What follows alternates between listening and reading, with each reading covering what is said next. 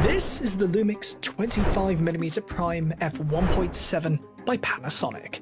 It is compact, lightweight, easy to use, great quality, and there are plenty of good reasons for wanting to buy it. Usually, when I find myself looking on the internet for lenses, I just come across spec reviews, but that is not what I am going to do for you today. Instead of just telling you why it's a good lens, I'll show you.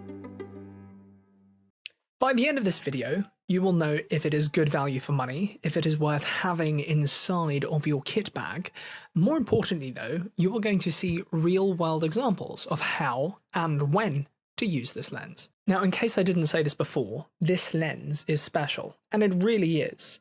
It's not just for one reason though, it is for many reasons that when we put them together, this becomes a really fun, easy to use, convenient and high-performing lens, and not to mention it's robust. Take a look at this montage that I made in Kent.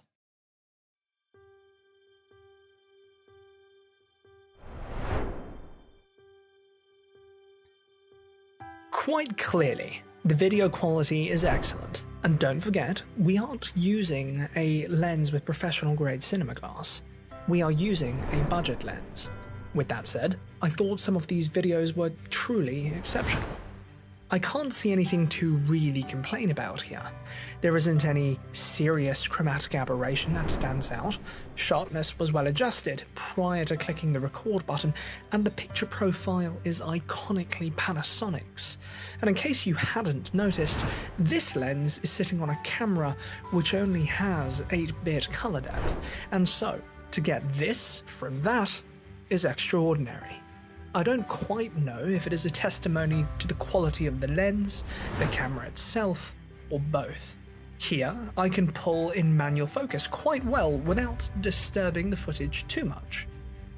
So, I'm curious, what are your thoughts on this lens so far? Okay, quite clearly the picture quality that we saw in this montage is excellent. Again, don't forget this lens was sitting on a camera with no stabilisation and it only films at 8-bit colour.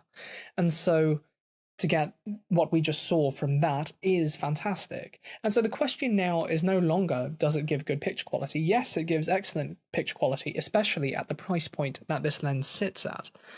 The real question is, can you use it to tell your story? Take a look at this intro sequence that I made for my last video on this same lens.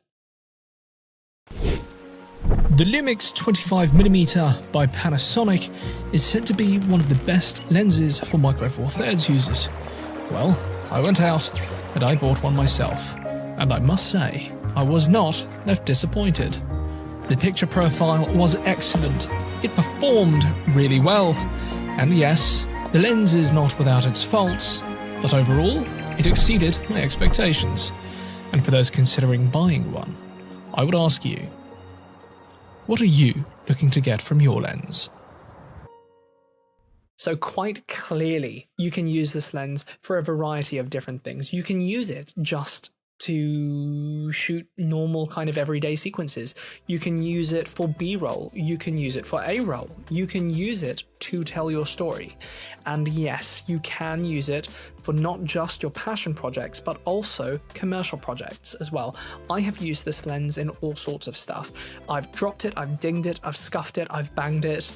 In fact, in that first shot that you see in this YouTube video, you can quite clearly see a pretty thick dent from where I have dropped this lens, and it performs just fine. I have had no mechanical issues with it, I have had no major picture quality issues with it, I've had no real distortions to talk about.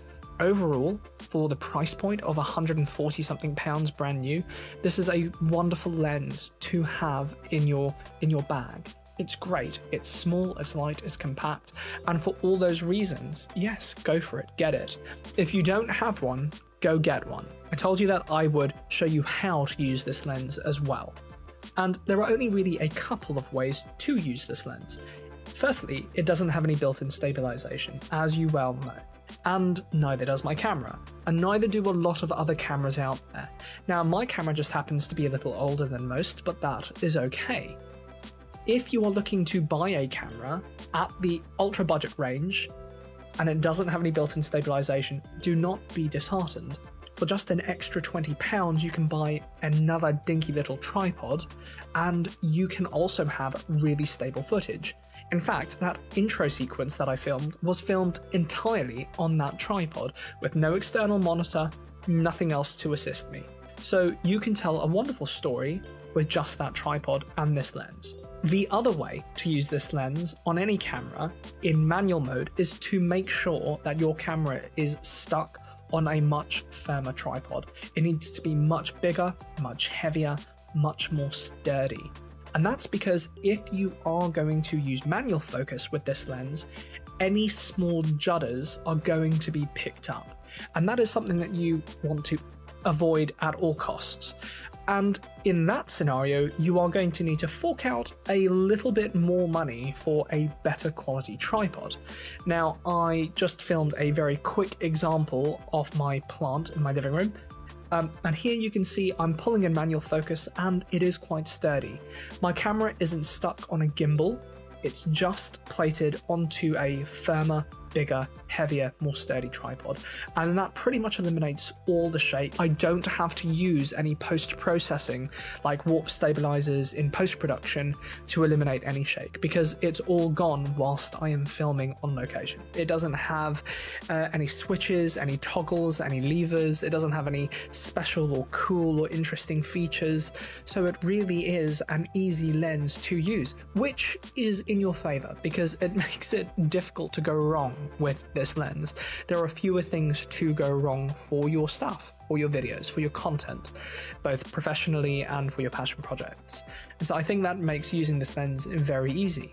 I think that this is as good a place to leave this video as any. I've shown you a couple of different ways to use this lens, and I've also shown you the picture quality that you can get using this lens, not just for random things like B-roll and montage, but also when you are trying to tell a story. Right now, I have a goal, which is to get to 1,000 subscribers, and I think we are at 240, and that's really exciting. This channel is growing, and slowly. And so to all those who have already subscribed, thank you very much.